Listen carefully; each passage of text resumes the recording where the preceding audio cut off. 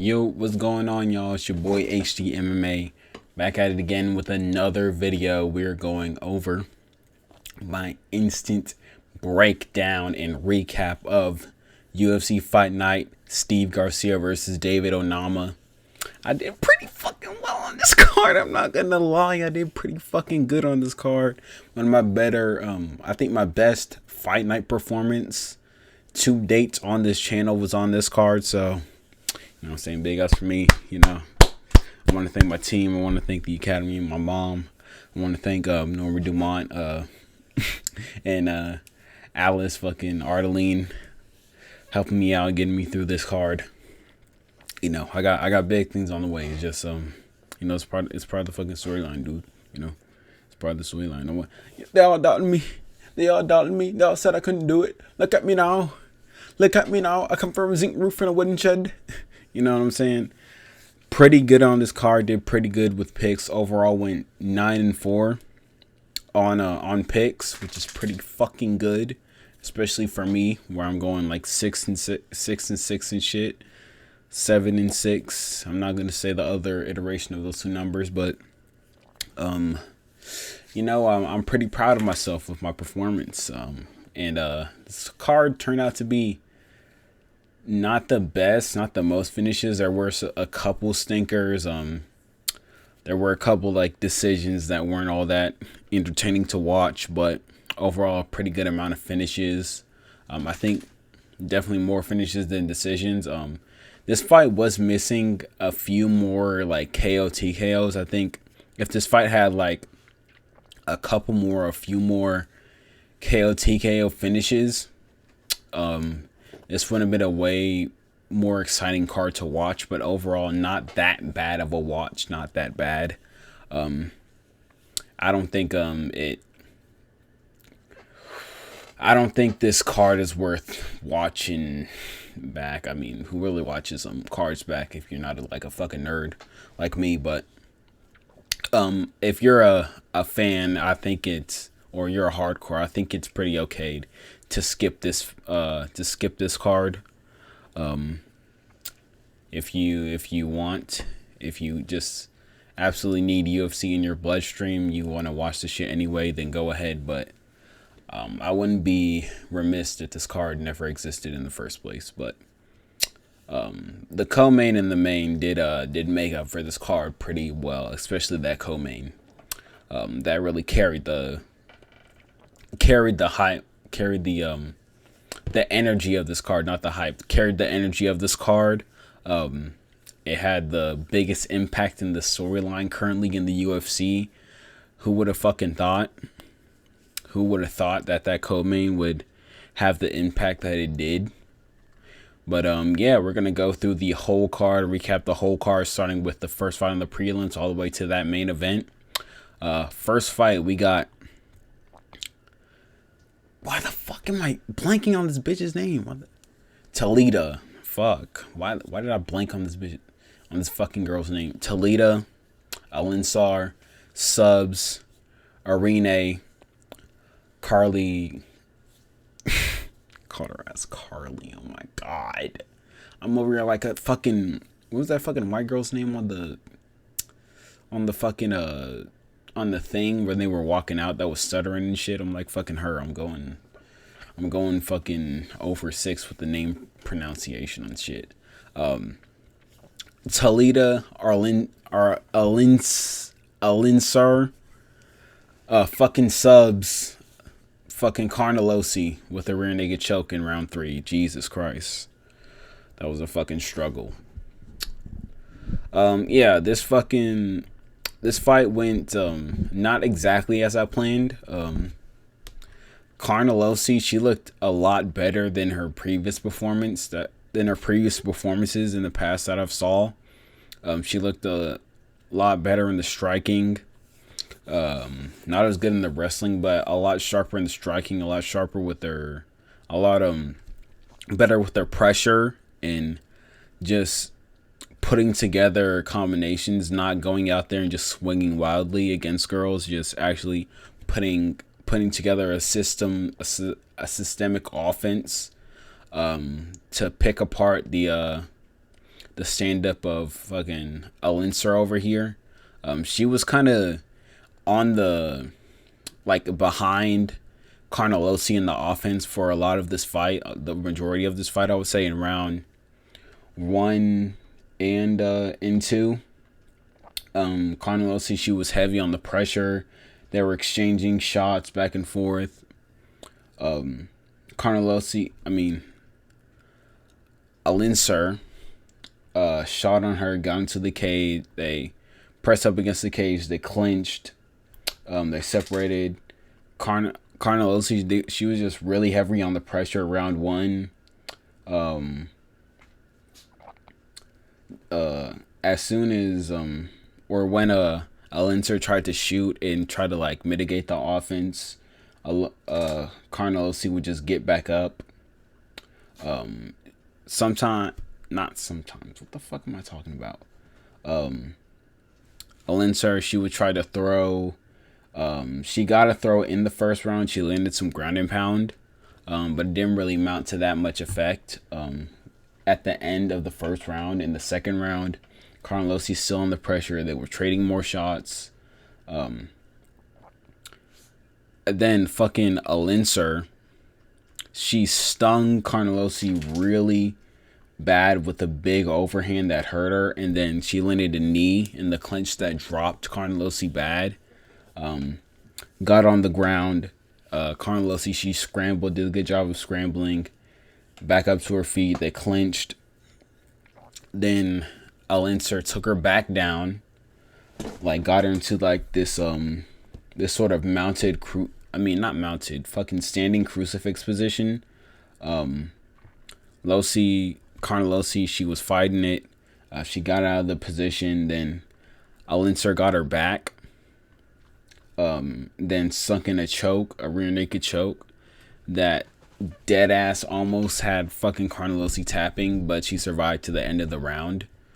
So a pretty good second round for Alinser. Made up for that first round where she was like kind of a step behind Carnelossi. Then in the third round, it was the same pressure from Carnelossi, same heavy pressure. Alinser caught a kick, took down Carnelossi. They scrambled. Then Alinser got Carnelossi's back, sunk in a rear naked choke, and then that was all she wrote.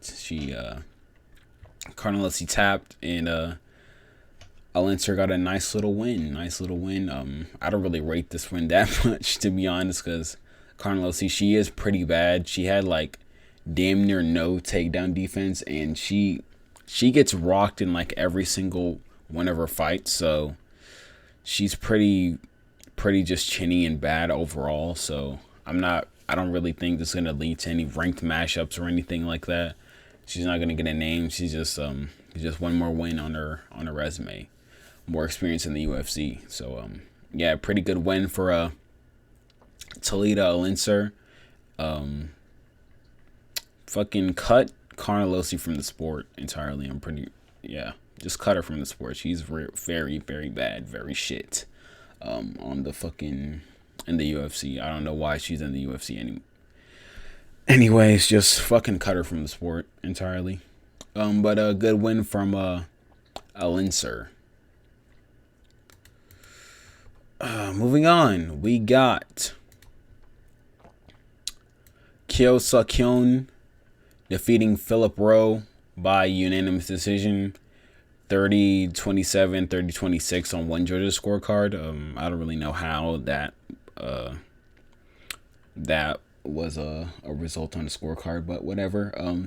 This was just Kyo Suk-hyun just getting grappling really easily, mounting this grappling offense really easy, taking down Philip Rowe at will. Just Philip Rowe just posing no takedown defense, no sort of fight in him, and in terms of fighting back on the takedown, not even like a sprawl or anything, just was taken down really easy by Kyo Suk-hyun and controlled on the ground. Not a lot of strikes. There's 36 strikes in total, 36 significant strikes. 124 strikes in this fight in total. Just ground and pound from Kyo Suk-hyun. Some hand fighting that started the first round. When the first round started, they were hand fighting at range. Philip Rowe, he's the kind of guy that needs to get clipped in order to get into the fight and really sort of lock in and realize that he's in a fight. In the first round, he kind of just stands there, kind of acts like it's a sparring session. He needs to get hurt in order to realize that he's actually in a fight and in order to kick himself into gear. Kyo threw an overhand that clipped Rowe. It didn't really hurt Rowe or anything like that. It's just a clean overhand that hit Rowe flush on the chin. And then after that, KO. Is it Kyo or KO? Kyo. I'm just gonna say Kyo. Kyo. He shot the first takedown and got Philip Rowe to the ground very easily. Controlled him on the ground. Spent the rest of the ground on top. Just landing shots, ground and pound shots. Just Rowe, just Kyo in the guard of Rowe, landing shots. Round two, until the end of the round. Round two was the same thing. Kyo took Philip Rowe down easy in Philip Rowe's guard, landing ground and pound. Round three, Rowe sort of he woke up a bit. Like round three, he woke up. He fucking realized that he was in an actual fight and started to move around. That was the thing about Philip Rowe. In the first round and second round, he wasn't moving his feet at all. He was just standing still in front of Kyo Suk-hyun, just waiting to get taken down, which is very stupid. That's kind of the thing about Philip Rowe. Since he's fighting a grappler, he doesn't get that wake you up effect when people hit him and he's actually in a fight. So he was just kind of on idle since Kyo Suk-hyun wasn't really cracking him with any shots. Philip Rowe was just kind of stuck in first gear, and then kicked into the third round and realized, oh shit, he's in an actual fight and he needs to win this. So in the start of the third round, Philip Rowe was moving a lot more, using his movement. He was tagging Kyo Suk-hyun with a lot of straight shots, a good couple of straight shots that were clipping Kyo Suk-hyun. Nothing really too damaging, but they were just landing clean on Kyo. And then Kyo shot again, got him down really easily, controlled him again. Rowe got back up, and then Kyo took him down again. This is another thing I wanted to say. Strikers, if you are predominantly a striker in MMA, go to the body when you fight a grappler. Go to the body. When you go to the body, when you just jab to the body, you're already level changing. So when a wrestler gets in there and they want to level change on you and you jab to the body, you're already meeting them. You're already going down and meeting them at their level. That's going to discourage them from shooting. Even just a smidge, even just a little bit, it's going to discourage them and make them think twice about shooting. And if you're throwing hooks to the body, not to mention, if you're throwing hooks to the body, your arm is already there for a natural underhook. So you can more easily get to an underhook when a wrestler tries to shoot on you. And since you're going to the body, you're going to be gassing them out way more. They're already taxing themselves trying to wrestle you. It can only be in your benefit for you to go to the body, so they're even more gassed when they're trying to shoot on you. Fucking Kyo Suk-hyun, he's fucking got that Asian build. Like I said in the pre-day video, he's got the Asian build, the long torso. His body's fucking 50% torso, and he's got short little arms. He can't cover his fucking body with his arms. He's exposed to the body. Philip Rowe, you should be fucking digging in jabs to the body, cross to the body, hooks to the body, just taking away that gas thing and discouraging Kyo Suk-hyun from shooting. That's something that's super underrated that strikers do not do is go to the body when they fight a grappler. I swear it can be fucking pay dividends. I swear it can work. I swear it's open. It's open.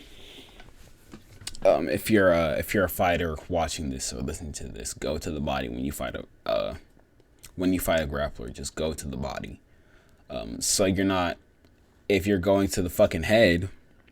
Another thing, if you're going to the head, the grappler can just easily shoot on you when you're trying to hit him in the head. He can easily just duck under your shots, get straight to your hips, and you can't really defend the takedown from there. That's another thing. So yeah, if you guys wanna take that advice, that free little gem I dropped on y'all's head tops, you're welcome.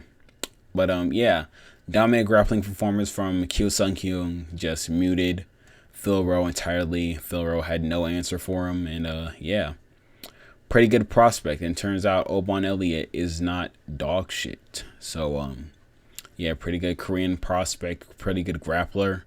Want to see him fight maybe a Charles Radke, who also won on this card.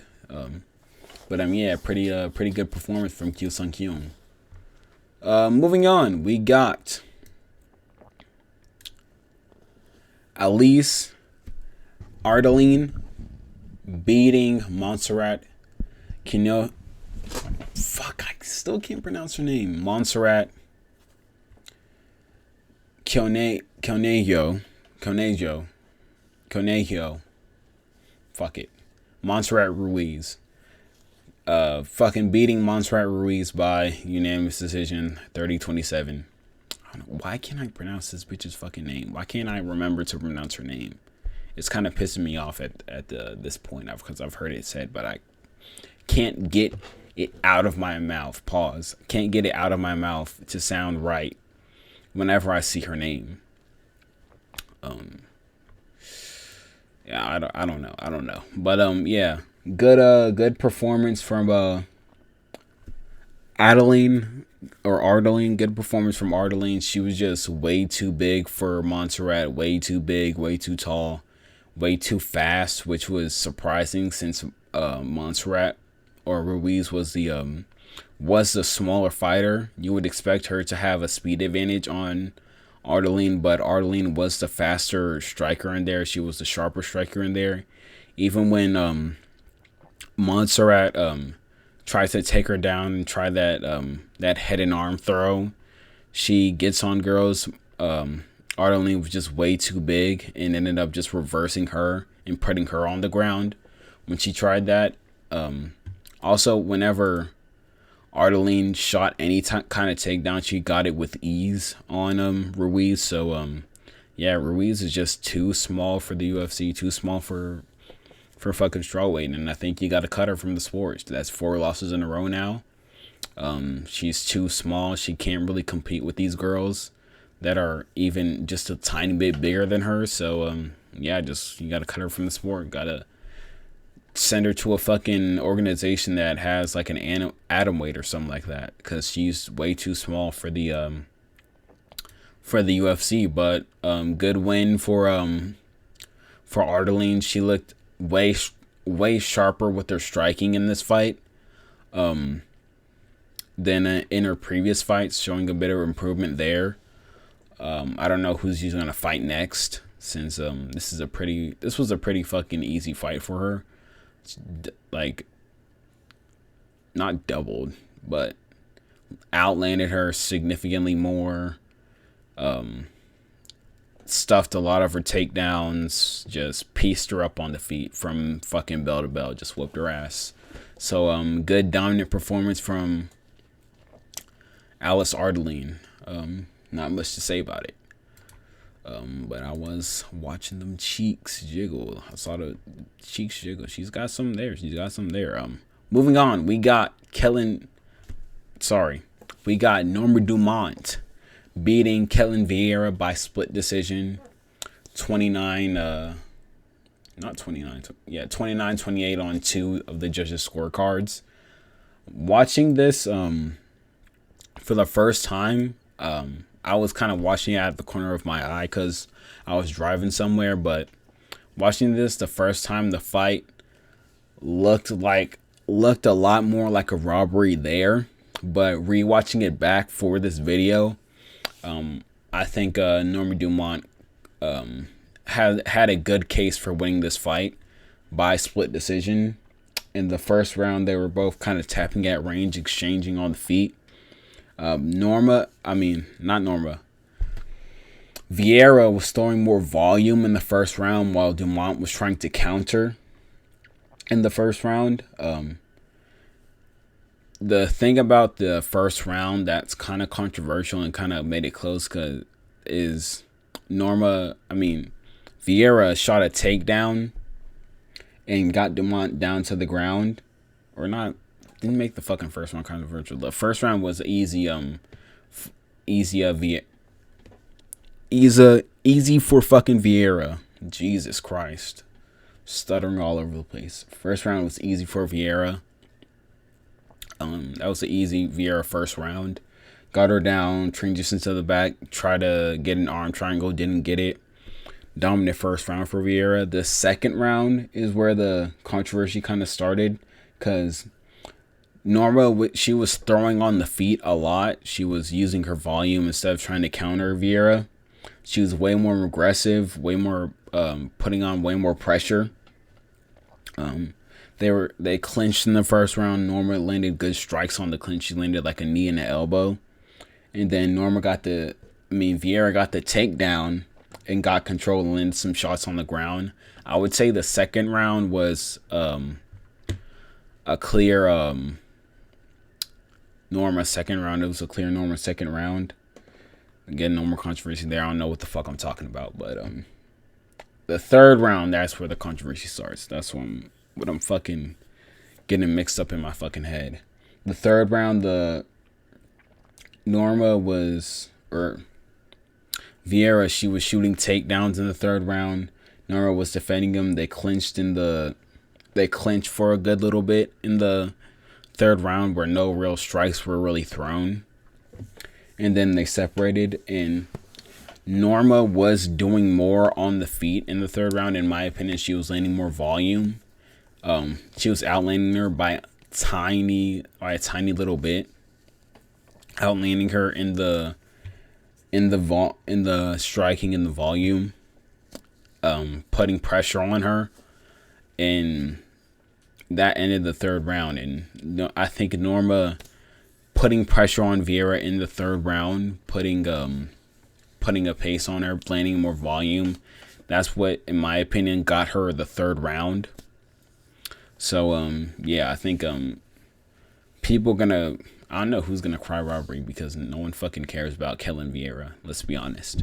We're gonna fucking forget about this tomorrow because no one gives a damn about Kelvin Vieira. But I think Norma Dumont, upon watching it again, she had I think she has a good case for a split decision win in this fight. Yeah, I originally thought it was just fucking the judges, just the UFC just wanting someone hot in the bantamweight division so they can market that shit finally, because they're realizing that having these butch fuckers in the women's divisions is not the move. So and I'm all for it. I don't want some fucking butch motherfucker in the women's division. I want some hot so I can fucking watch with enjoyment and not have to pretend about the fucking the technique of these fighters. So yeah, I thought it was a good win. I don't think it's a robbery per se.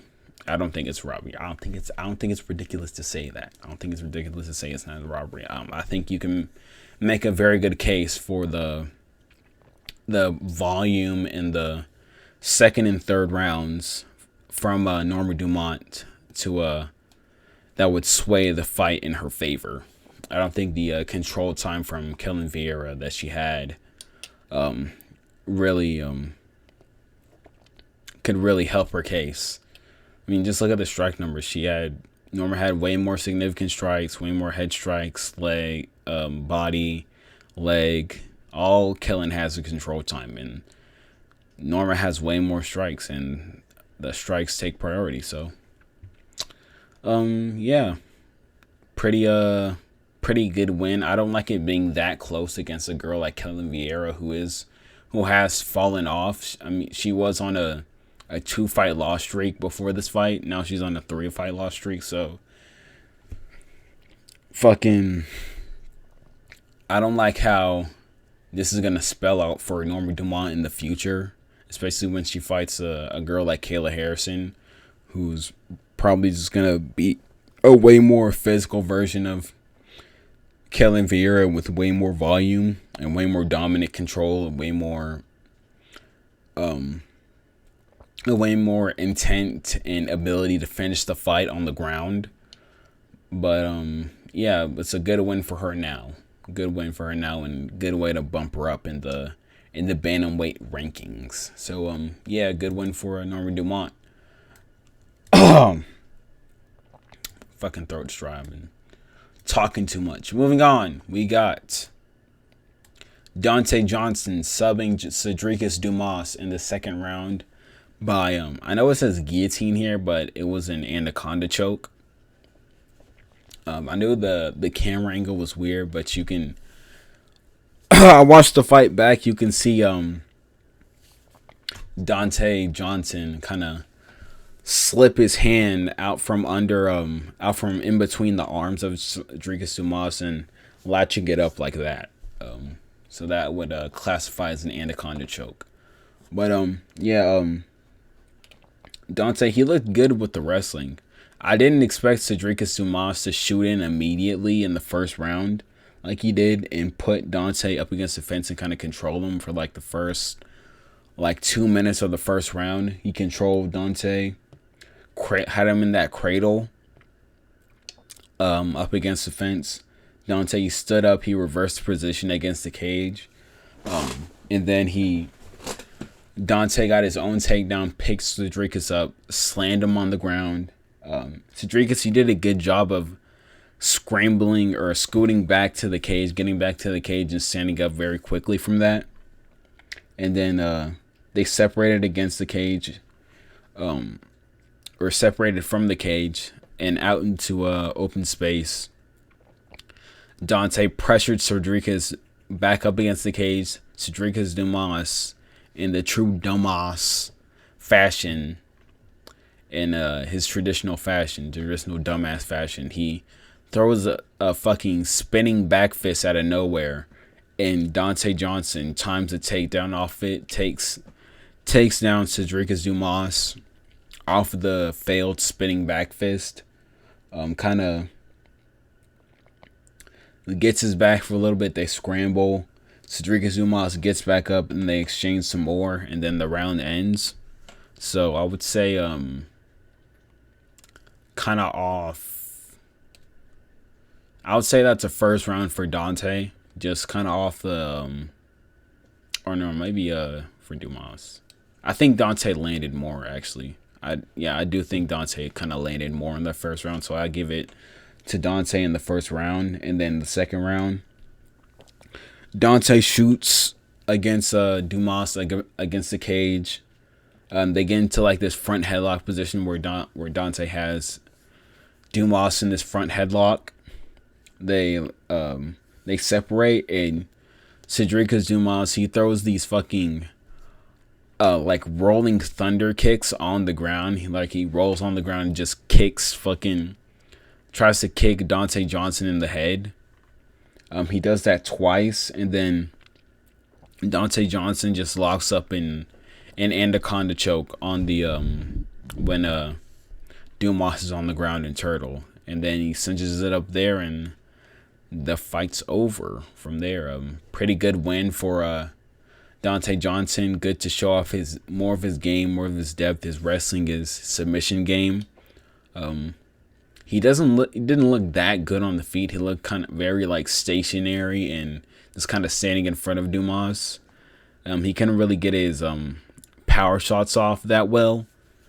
But it's good to show more of his game. He stays undefeated. I don't think he's gonna be a top player at a middleweight or anything, but yeah, it's a good win for him now. Good to have someone else at middleweight who's 5'8" and actually exciting instead of fucking Torres Finnegan shit. So maybe that's Torres Finnegan's next fight.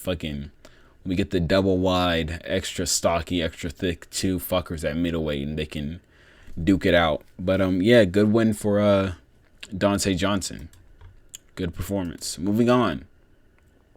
And I also I picked Cedricus Dumas like the dumbass I am, and I was proven wrong. I was fucking excited when Dumas shot that first takedown. I was like, oh shit, he's fucking shooting. He's actually kind of got something here, but no. Moving on, we got Timmy Kwamba beating Kyung Ho Lee by unanimous decision 29-28. Really fucking interesting and surprising performance from Timmy Kwamba, especially in the grappling. The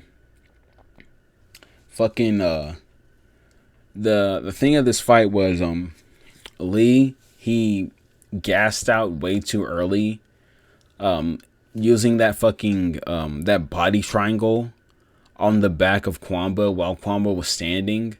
If you're not, I want to say this right now, another tip. If you don't have Charles Oliveira level jiu-jitsu, going for a body triangle on someone's back while they're standing, or just a body triangle in general for a long period of time, like the majority of the time of a round, is not the move. You're just gonna gas your own legs out and gas yourself out trying to keep yourself on the back of someone while they're defending. If you don't immediately have like a choke or something cinched up in like, I would say like a minute, I would say just abandon that shit. Just abandon it, because having someone locked in a body triangle for that much time, you're just gonna gas yourself out. We saw it with fucking Rainer de Ritter. We saw it with this fight with Kyo-Hon Lee. Having a body triangle for that long, it's not good for you.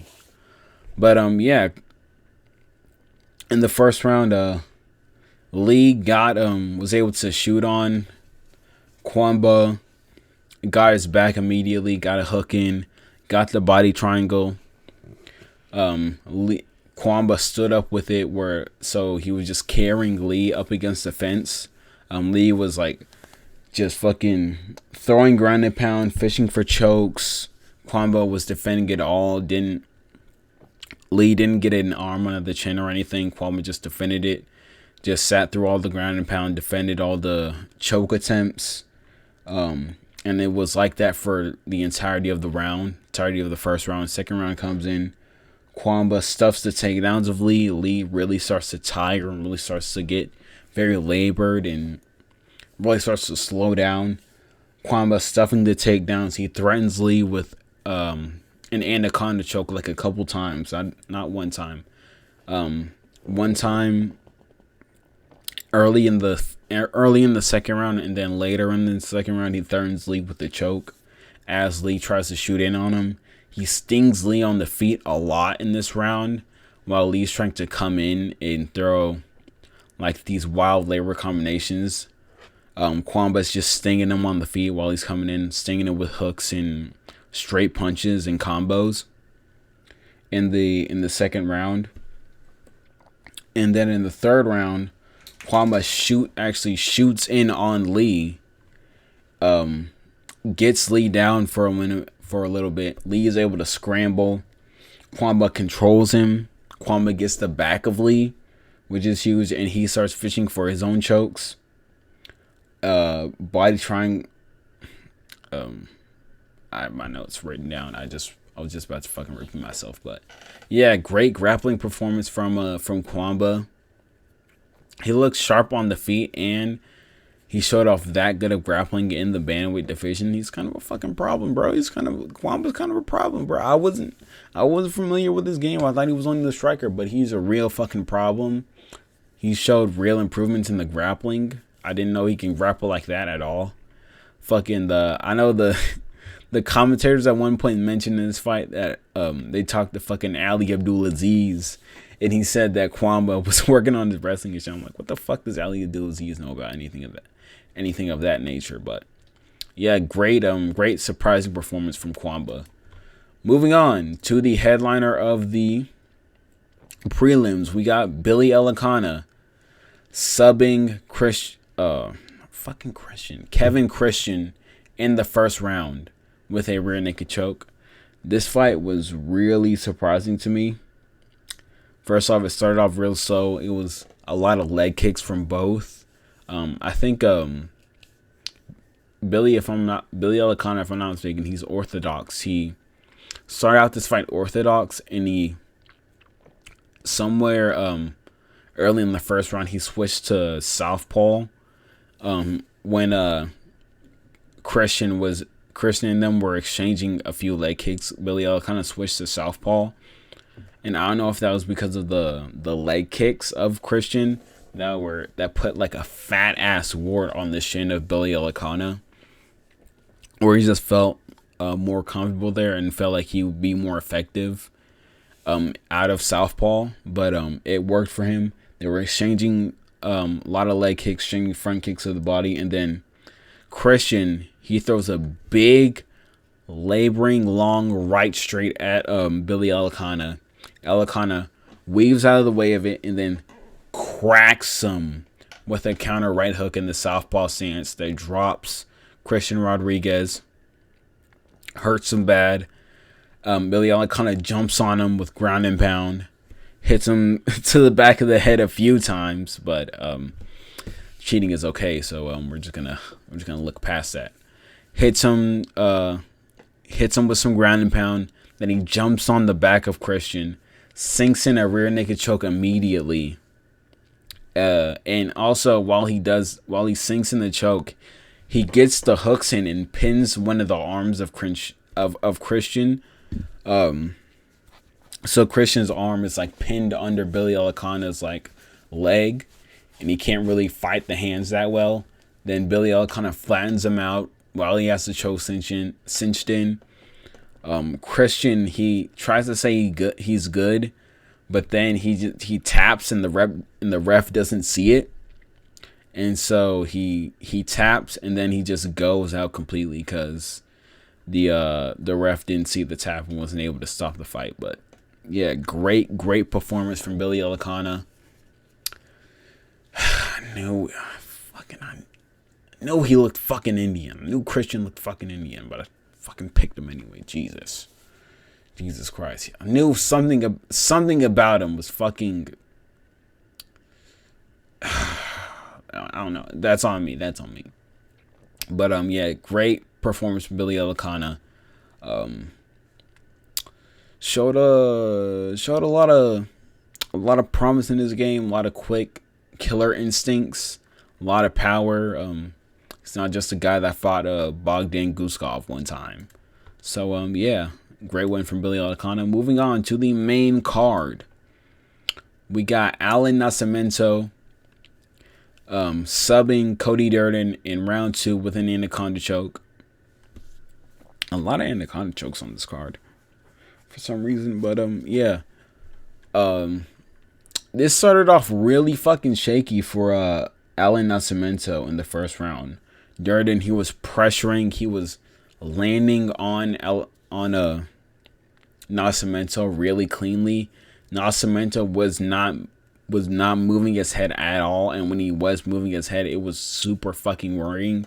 He was like leaning back with his chin up in the air a lot whenever Cody Durden was pressing forward with his combinations. He was getting stung a lot by Cody Durden. He took all of them.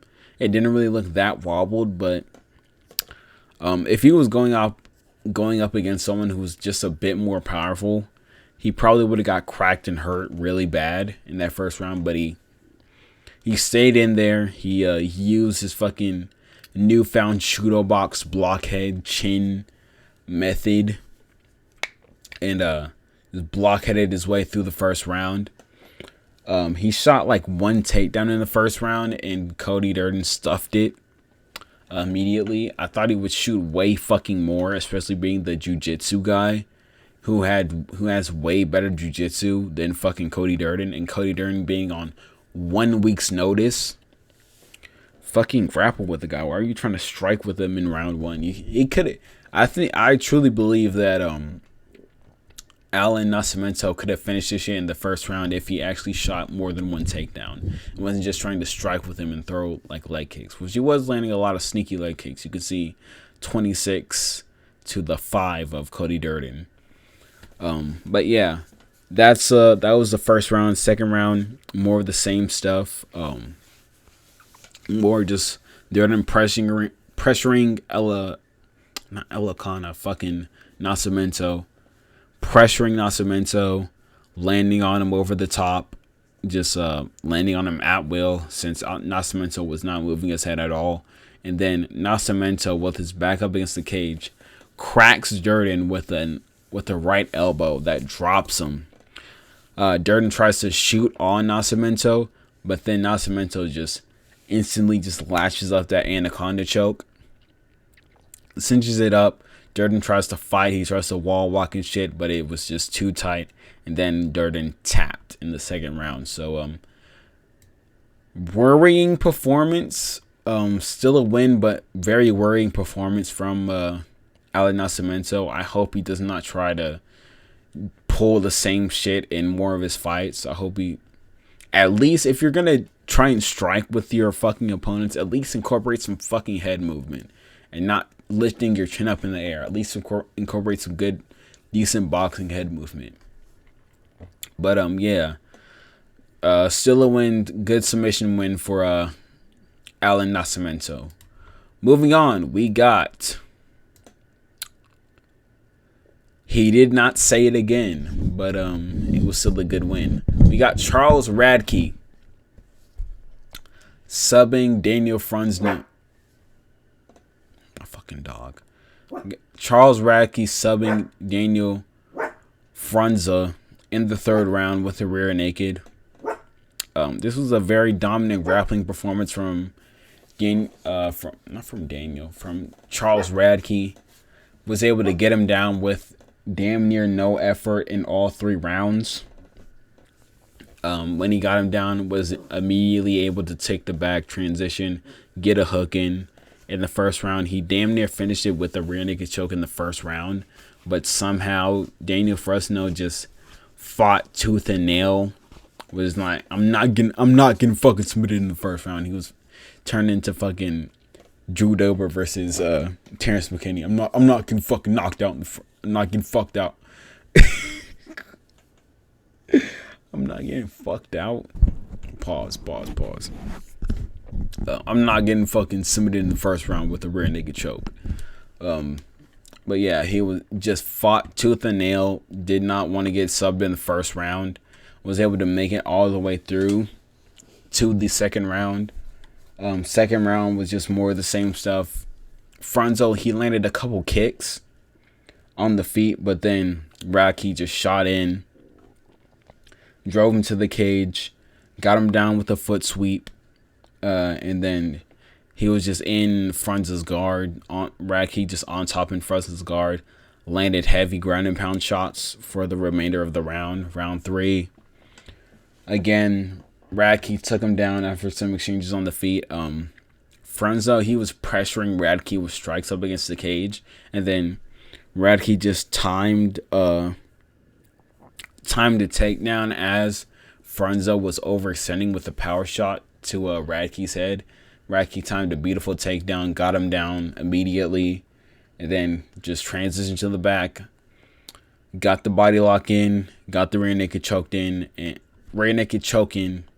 and that was all she wrote from there. Made a pretty quick work, pretty dominant work of Daniel Fresno, who, in my opinion, should not be in the UFC. He should not be in the UFC. He is absolute dog shit. But still a good win for Charles Radke. Moving on, we got. There's something stinky up in here. I don't know if y'all been on the tabloids, been watching the streams of a certain YouTuber, but there's something stinky about this matchup. There is something stinky. We got fucking Yadier Davaye beating Isaac Dogarian by rear naked choke, round 1 sub. I think there's something wrong with this man. I think there's something up here. I think there's something afoot. I really do. I really think there's something afoot. First off, before the fight even started, the odds just randomly swung from Dogarian's favor right to a pick'em. I think Dogarian was like a 2-1 favorite, and then immediately just swung crazy straight to a pick'em, which might need to be fucking investigated. I think our boy James Krause might be at it again. According to some sources, James Krause might be at it again. I think there was an injury on one of the hands of Dogarian or somewhere like that. I think Dogarian, he was definitely injured. And I think he performed like he was injured too. Because as soon as he shot in on Davaye was just able to chuck him off, defend him really fucking easily, get an underhook on him, and just pull him up, stretch him out of his takedown attempts when fucking Dogarian was bullying around a fucking like a cheating weight bully. Was bullying him around, tossing him around in his like previous fight. Fucking Davaye, he was just ragdolling Bulgarian in the grappling. Dogarian had absolutely nothing for him. I've seen Bulgarian. Thinking of Yusri Bulgarian. Dogarian had nothing for Davaye in the grappling, and as soon as fucking Davaye got the back and sunk in the rear naked choke and Dogarian tapped, he just shook his head like this. He just shook his head like this, which told me something was fucking up. Something was up in this matchup, and we're gonna figure out to the bottom of this. We're gonna fucking figure this shit out. But yeah, good win from fucking Yadier Davaye, I guess. We're fucking up to you. We're gonna be up to you. We're gonna watch out for you, okay? We're gonna watch out for this. But yeah, good win. Thanks for summoning me. Fucking Isaac Dogarian. Oh shit.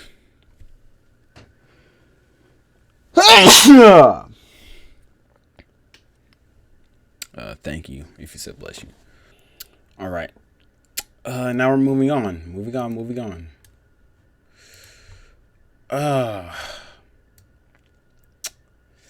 This is my little sneaky underdog pick. What y'all know about a little sneaky underdog pick?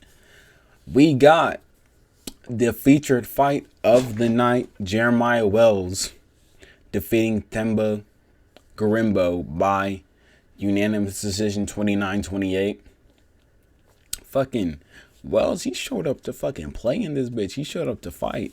I did not think Wells would be that good of a grappler against a guy like Themba Gorimbo, who one of his best skills is his offensive wrestling and grappling. But fucking Wells, he showed up in the first round. I got my notes here. In the first round, Themba, he shot on him. Wells was able to scramble, get up. Themba couldn't really hold Wells down for a long period of time. Wells was always able to scramble, get back up, get back to his base, scoot his butt to the cage, build back up to a base. That happened a lot in the first round. It was a lot of Themba taking down Wells multiple times. Wells scrambling, getting back up, and On top of that, Wells also getting a body lock on Themba and attempting a takedown of his own. That didn't really go so well.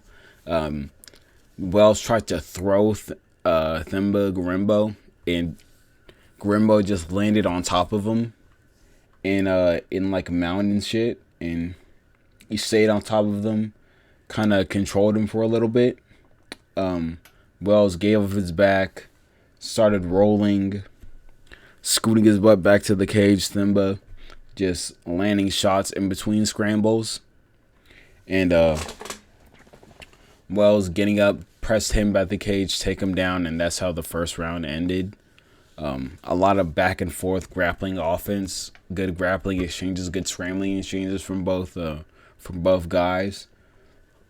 Second round, Themba, he really started to slow down. You can really feel him. His strikes were labored. His shots were very labored. His speed was heavily affected. He wasn't as fast in the grappling exchanges or the striking exchanges. Themba, he shot in at the start of the second round. Wells, he jumped a guillotine, which I don't know why people are still doing. This guy's a fucking black belt in BJJ, and he's jumping guillotines in MMA in the big 2025. Absolutely insane to think. Fucking sane. But we still got it for somehow, some way. We still got people jumping guillotines. So Wells jumps a guillotine, and then Themba escapes it. Wells stands up. He stands back up from the ground, and then he attempts a ninja choke on Themba Garimbo while they're up against the cage. It looks kind of tight, but Wells wasn't under the chin with it, so Themba was able to escape. They separate, they exchange more on the feet, and Wells gets the better of it. He was landing more shots, landing more clean shots on Themba. And then Themba was able to Wells was able to shoot. He shot on Themba, got Themba down, was able to threaten an arm triangle on him. He threatened it like a couple times in the second round. Themba he got out of both of them, and then Wells for some reason rolled for an arm bar, and then Themba got out of that and ended up on top at the end of the second round. So pretty good fucking comeback from Jeremiah Wells, in great cardio showcase, being able to scramble and jump that many submissions in a very grappling heavy fight and not really get tired and slow down. The freak the guy is. In the third round, they exchange on the feet again. Wells was landing the bigger shots, the bigger, more powerful shots on Themba.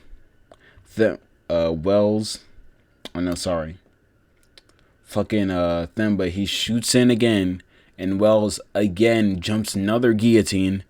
This time he's more in on it and squeezes really hard. Themba was in that thing for like a whole minute, and then he escaped out of it again. Escaped out of it again. Wells was able to scramble, get back up to his feet. Wells shot at him again. This time he just drove him all across the octagon with it. Then Themba scooted up to the cage. Wells fucking pulled his legs out from under him. Ended up in mount on Themba. Went for another arm triangle. Themba escaped again. Themba gave up his back. Wells tried to drag him back with like a seatbelt grip, like 3 different times in order to set up like an arm bar, which didn't work. And then Wells just ended up on top in side control and just landed elbows in side control on Themba until the end of the third round. And I think that got Wells that won Wells the fight. That just fucking landing elbows on Themba repeatedly in the third round got him the third round and got him like the fucking got him the second round too.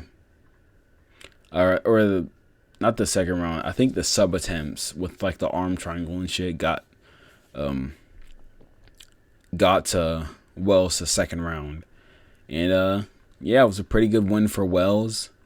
Pretty freaky that he was able to get out cardio Themba, it being the build that he has, and just being that grappling heavy and that scrambling heavy and jumping that many submissions. Pretty insane, and having like the power that he does too. That's also pretty insane. But yeah, pretty good win for Jeremiah Wells. That's a sneaky little That's a sneaky pick by me. That really is. Jeremiah Wells, he's a great guy. He really is. He looks like Reggie Loco in the face. He really does. Yeah, good win for Jeremiah Wells. Moving on to the co-main event now. Listen and learn, y'all. Let me tell y'all something about this co-main event, right? Let me tell y'all something about these right here. So, the round starts off.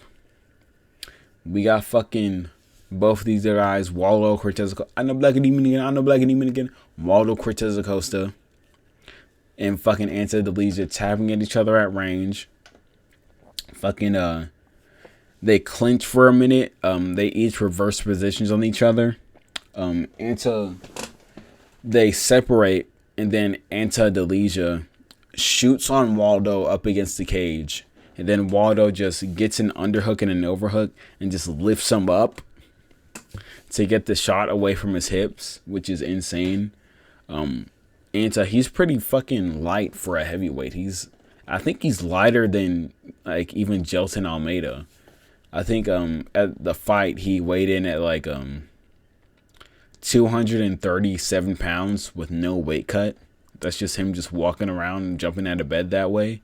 So he's pretty light for a fucking heavyweight, and Waldo being the way that he's built, I think he was like 262, 263. So yeah, that strength and weight difference was pretty fucking apparent in this fight. Being the fact that Waldo was able to shuck off the takedown attempts of Anta Delija. And yeah, we got fucking Waldo shucks off the takedown attempts of Anta Delija.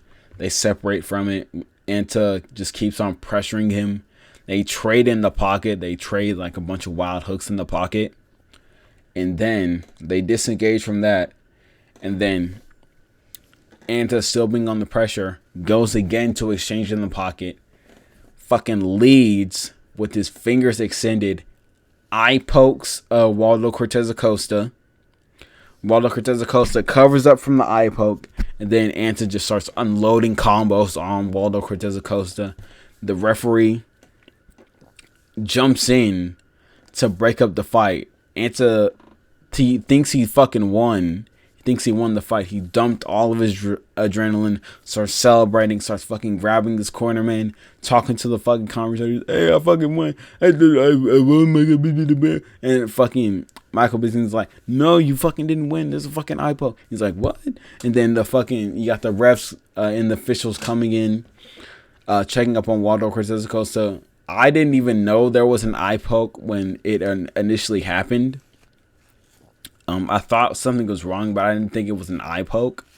So they show the replay. They show it actually was an eye poke that Anta Delija landed on Waldo Cortez Acosta before that finishing flurry that he landed.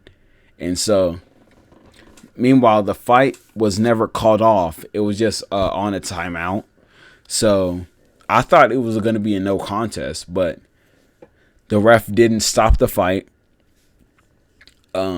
They just gave Waldo Cortez Acosta some time, and after that they resumed the fight, and then they're back in the fight, right? They're back in the fight.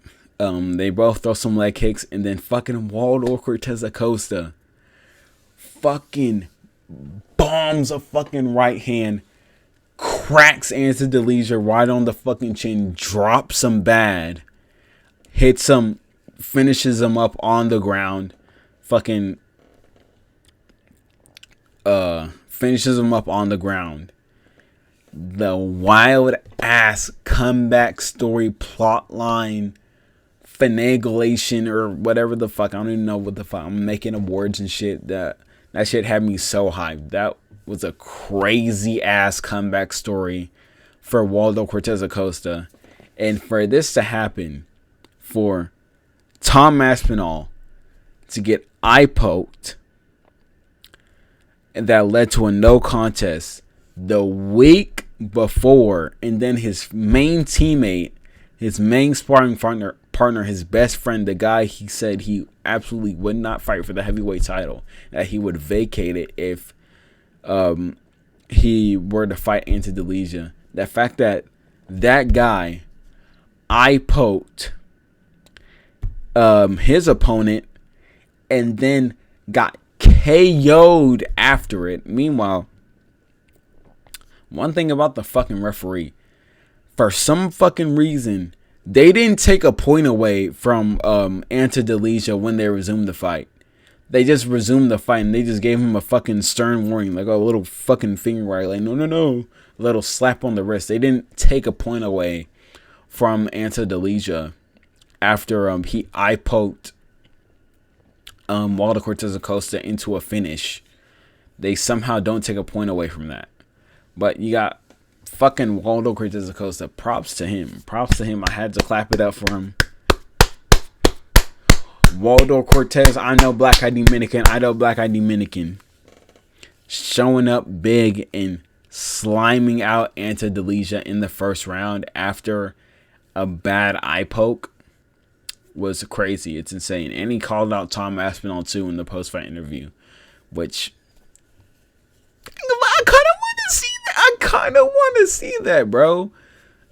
Call me fucking crazy. Call me crazy, but I'm not familiar. I was not familiar with Waldo Cortez Acosta's game. He's actually pretty fucking good. Waldo Cortez Acosta is actually pretty fucking good for a heavyweight in the UFC. Good power, decent boxing. He's added some fucking leg kicks. He's got some good takedown defense. Pretty fucking solid for a heavyweight in the UFC. And for Anthony Delija, he got absolutely smacked. Very bad loss for Anthony Delija. I don't want to see, maybe Volkov. Volkov's on the run that he's on. Maybe we can see fucking Waldo Cortez Acosta versus Volkov. Maybe the winner of that gets a title shot after fucking Aspinall rematches Cyril Gane. But yeah, pretty fucking amazing career defining performance for Waldo Cortez Acosta. Who would have fucking thought on this Steve Garcia David Onama card something like this would happen?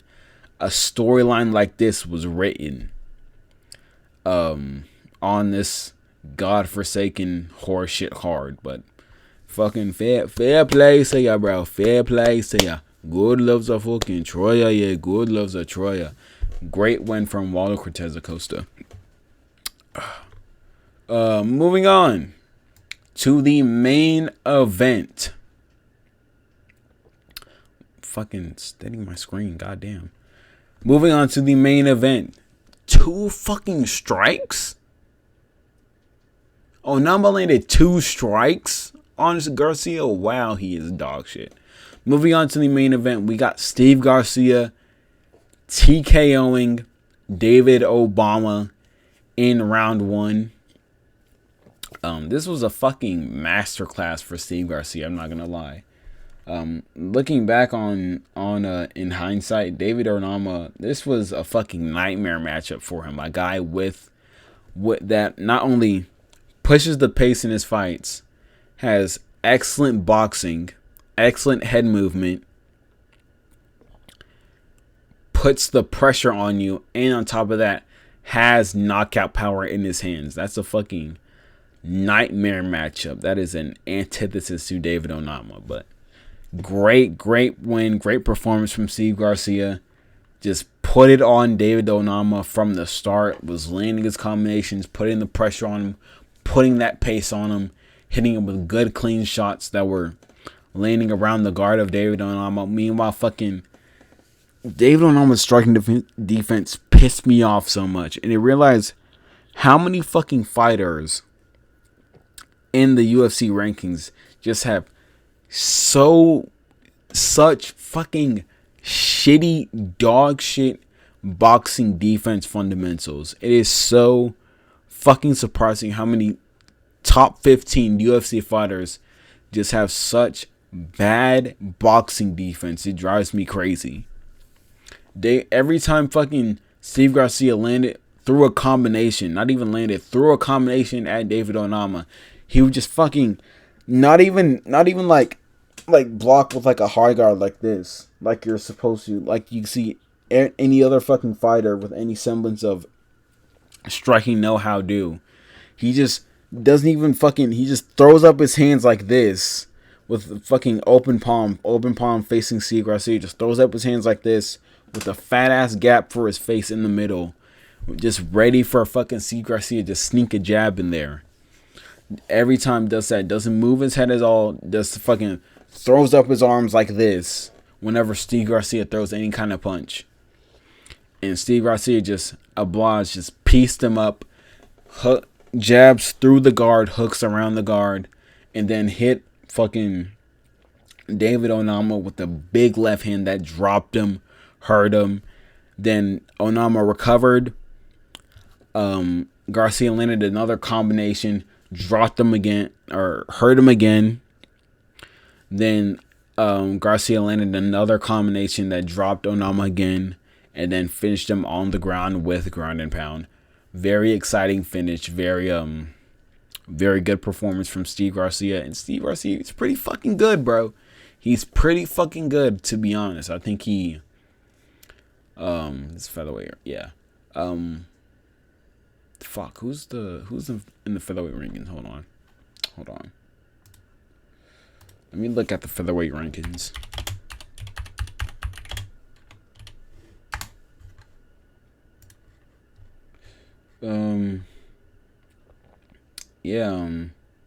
I think he fucking smokes Patricio Pitbull. Him versus Gene Silva is a good fight. Him versus Josh Emmett is a good fight. Maybe not Uses the Law. I think him and Josh Emmett is a great fight. I think him and Gene Silva is a great fight. I think the Gene Silva fight is the fight to make, to be honest. Both are good strikers. Garcia puts a pace on you. Gene Silva, he's an excellent counter puncher. I think or counter striker. I mean, not counter puncher, counter striker. Excellent counter striker. Garcia, he hits hard, but he doesn't hit fucking Diego Lopez hard. I think that's a pretty good fight for Gene Silva. That's a pretty good matchup. I mean, for the both of them.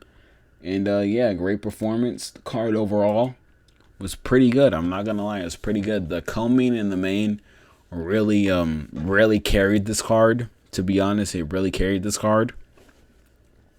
But it was pretty good. We got fucking, I think this, out of the two cards that were today and next week, this was the better card. The next card, that is dog shit. That card is dog shit, to be honest with you. But this card, it was pretty okay. It was pretty okay. Hope you guys enjoyed it. Hope you guys enjoyed this video. Like I said, went 9-4 with picks on this card. Pretty fucking good. Hoping to continue that little performance, continue it in the next one, and on UFC 322. That's what we're all waiting for. So hope you guys enjoyed the video.